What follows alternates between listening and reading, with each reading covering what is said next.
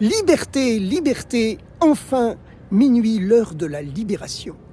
Lorsque Moïse avertit le pharaon de l'imminence de la plaie des premiers-nés, la mort des premiers-nés, la 10e plaie qui allait apporter la libération à tous les enfants d'Israël esclaves jusque-là en Égypte, eh bien, Moïse eut la bonne idée de prévenir le pharaon de l'heure à laquelle viendrait la plaie.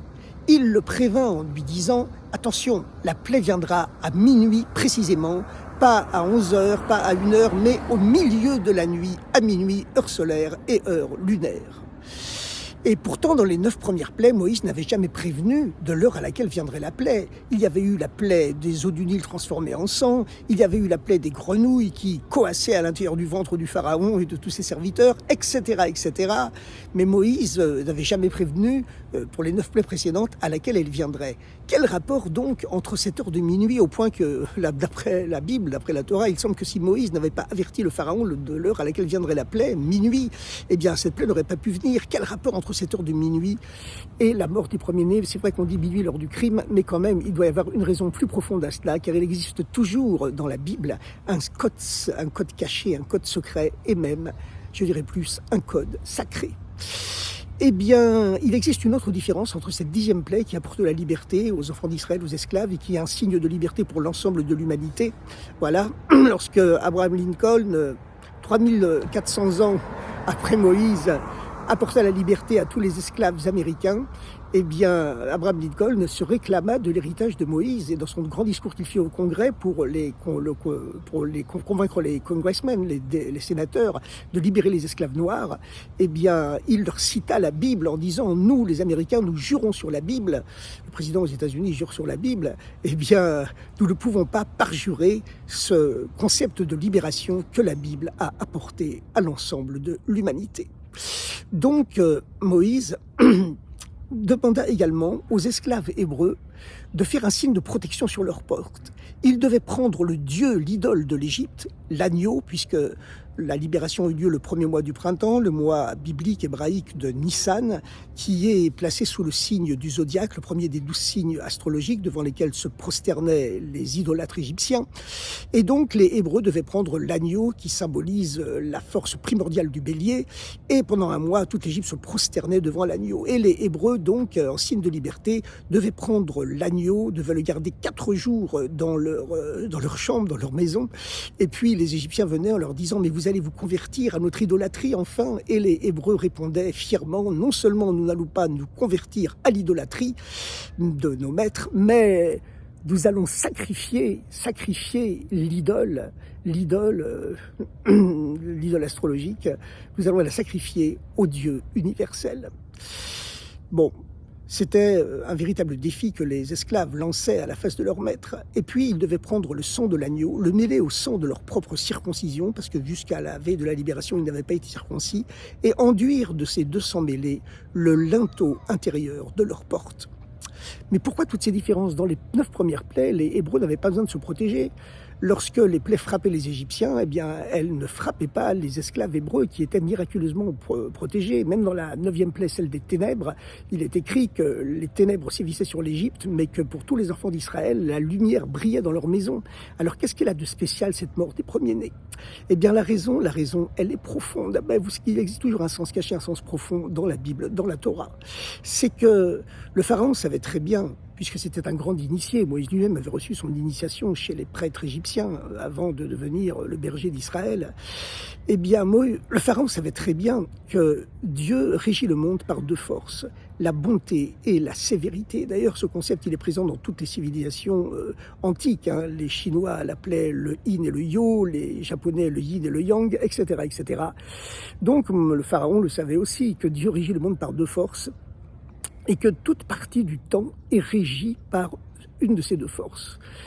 Ces 2 forces sont la bonté et la sévérité, la rigueur. Voilà.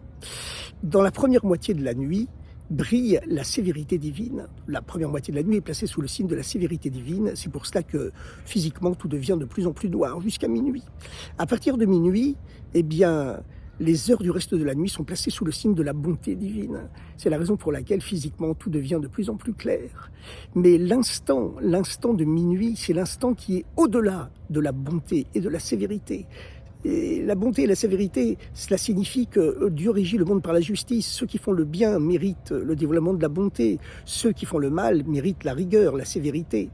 Et Moïse prévint le Pharaon que non, la 10e plaie ne va pas venir de la balance habituelle par laquelle Dieu régit le monde, c'est-à-dire le concept de justice entre bonté et sévérité, punition et récompense, mais que la plaie va venir d'un niveau beaucoup plus haut, le niveau de minuit qui est au-delà à la fois de la bonté et de la sévérité, au-delà du yin et du yang, au-delà du yin et du yo, cet instant où se dévoile l'essence de Dieu, qui est au-delà de toute conception de bonté, de sévérité, de notion de punition, de récompense, de justice ou d'injustice humaine. Parce que minuit symbolise le dévoilement de l'essence de Dieu, le moment dans lequel se dévoile l'essence de l'amour pour Israël, pour le peuple juif, et par-delà le peuple juif, pour tous les êtres humains qui ont décidé de se conduire comme des juifs, c'est-à-dire de respecter les 10 commandements, de respecter les principes universels, les lois de Noé, de respecter les concepts universels de bonté, de gentillesse, de générosité, d'altruisme. Voilà ce message que la Bible a appris au monde entier.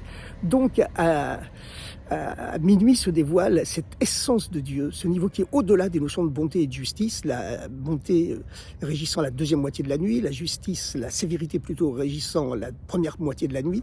Et donc c'est l'instant de minuit qui dévoile, qui exprime ce dévoilement de l'essence de Dieu, qui est au-delà de toute notion de sévérité et de bonté, d'équilibre, de justice, par lequel Dieu régit le monde habituellement. En effet, à la différence des 9 premières plaies, la 10e plaie d'Égypte n'était pas venue pour enseigner aux Égyptiens qu'un Dieu existait. En effet, les 9 premières plaies, ce n'étaient pas des plaies venues pour punir les Égyptiens. C'était des plaies qui étaient venues pour leur faire comprendre qu'il existe un niveau de Dieu qui est au-delà de la nature. Les Égyptiens croyaient dans le niveau qu'on appelle dans la Bible Elohim, c'est-à-dire le niveau de Dieu qui est présent à l'intérieur de la nature et qui est rivé à ses lois et qui lui-même obéit aux lois qu'il a créées et qui ne peut même pas désobéir à ses propres lois. Moïse voulait faire comprendre aux pharaons et aux Égyptiens qu'il existe un niveau de Dieu qui est beaucoup plus haut, qui est symbolisé par le tétragramme, le nom de Dieu aux 4 lettres, le Yud-Keh-Vav-Keh, que les Juifs appellent en hébreu Hachem, qui est le niveau de Dieu qui signifie, c'est une traduction du verbe être, qui signifie à la fois celui qui est, celui qui a été, celui qui sera, c'est-à-dire celui qui est au-delà du temps, celui qui est complètement transcendant et donc aussi au-dessus de l'espace, et qui peut donc briser les lois de la nature qu'il a créées comme il le veut. Et c'est la raison pour laquelle, dans les 9 premières plaies, eh bien, Moïse, sur l'ordre de Dieu, brisait les lois de la nature en apportant les plaies sur l'Égypte, l'eau qui se transforme en sang, les grenouilles qui coassent jusque dans l'estomac du pharaon, etc., etc. Et ces 9 plaies venaient donc pour faire comprendre, c'était des plaies pédagogiques, et on voit effectivement que très souvent lorsque Moïse prévient le pharaon, il lui dit « Bezot teda, avec ça tu sauras, Leman teda, pour que tu saches, Bavour teda, afin que tu comprennes, etc., etc. » Par contre, la 10e plaie, elle vient pour punir, elle vient pour tuer, donc les premiers-nés, ils seront morts, ils ne pourront plus rien comprendre. Donc ce n'est pas une plaie pédagogique, c'est une plaie qui vient pour punir le péché de l'idolâtrie. Et à ce moment-là, les Hébreux risquaient d'être punis comme les Égyptiens, parce que les Hébreux croyaient certainement dans l'existence du Dieu universel qui est au-delà des forces de la nature.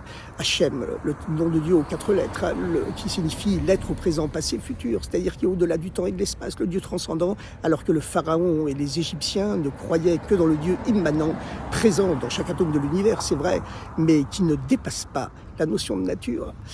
Et Moïse, donc, prévint le Pharaon que la 10e plaie, elle allait venir d'un niveau qui est au-delà de tout l'équilibre des forces, de tout l'équilibre des notions de justice. Parce que les Hébreux en Égypte, effectivement, connaissaient l'existence de ce Dieu unique et universel qui est au-delà des lois de la nature. Mais en même temps, ça ne les empêchait pas, paradoxalement, d'adorer aussi les idoles. 2 précautions valent mieux qu'une. C'est une tendance humaine, malgré tout, de succomber à l'idolâtrie, même si on est conscient qu'il existe un Dieu unique au-dessus de toutes les idoles. Et dans ce cas-là, les Hébreux risquaient d'être punis et d'être frappés par cette mort des premiers-nés, puisqu'ils étaient aussi coupables que les Égyptiens du côté de l'idolâtrie, même encore plus quelque part, puisque les Égyptiens avaient l'excuse de dire on ne connaît pas le Dieu universel, donc on se prosterne devant les idoles, tandis que les Hébreux connaissaient le Dieu universel, et pourtant ils adoraient en sous-main les idoles quand même. Donc ils devaient être frappés autant que les Égyptiens. Et c'est la raison pour laquelle Moïse a prévenu le Pharaon, attention, la plaie ne vient pas par les notions de bonté et de rigueur, par les notions de justice humaine, par lesquelles effectivement Dieu régit le monde habituellement. Cette plaie vient du niveau de minuit, du niveau de l'essence de Dieu, où se dévoile l'essence de l'amour de Dieu pour le peuple juif, pour Israël, comme un père qui chérit ses enfants, quelles que soient les actions qu'ils commettent, et même s'ils, d'après les lois de la justice humaine, ils ne méritent pas d'être sauvés, ils le seront quand même, parce que se dévoilera le niveau spirituel symbolisé par minuit, l'instant, la fraction de seconde qui est au-delà à la fois de la sévérité de la première moitié de la nuit et de la bonté de la deuxième moitié, de toutes les notions de justice et d'équilibre entre le yin, le yang, le yin, le yo, la bonté et la rigueur. Et c'est la raison pour laquelle les Hébreux durent quand même également sacrifier l'agneau pascal, l'idole de l'Égypte, et enduire de son sang mêlé au sang de la circoncision les linteaux de leurs portes. Car normalement, les Égyptiens, depuis plusieurs siècles, avaient droit de vie et de mort sur les Hébreux. Et ils auraient dû massacrer, génocider, comme on dit aujourd'hui, à tort et à travers, mais là, ils auraient pu génocider les Hébreux véritablement, en leur disant, vous osez nous défier et égorger notre idole pour votre soi-disant Dieu universel, soi-disant Dieu de bonté et d'amour, alors qu'en réalité, il doit y avoir des esclaves, des hommes libres. C'est comme ça que Elohim, ce niveau de Dieu rivé aux lois de la nature, a créé le monde. Eh bien, les Hébreux risquaient leur vie. Ils ont fait un don d'eux-mêmes de leur vie, un sacrifice de leur vie pour Dieu, le Dieu de bonté et d'amour, au-delà de toute logique. Et c'est ce qui a dévoilé cet amour, cette essence de l'amour de Dieu pour Israël, symbolisé par l'instant de minuit, qui est au-delà de toutes les notions de punition, de récompense, de faute ou de bonnes actions.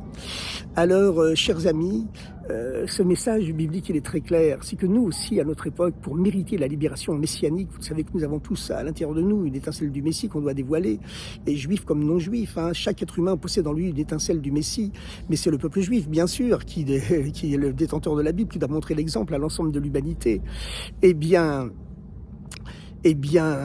nous devons être capables de nous donner à Dieu au-delà de toute logique humaine, et même quelque part au-delà de toute logique divine.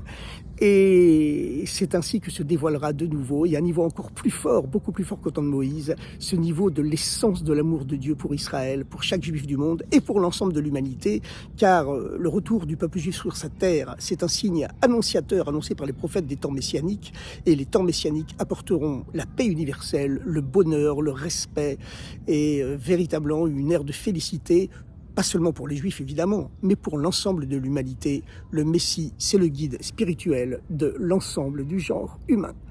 Alors, bonne continuation, bonne suite d'un bon hiver et toujours que des bonnes nouvelles.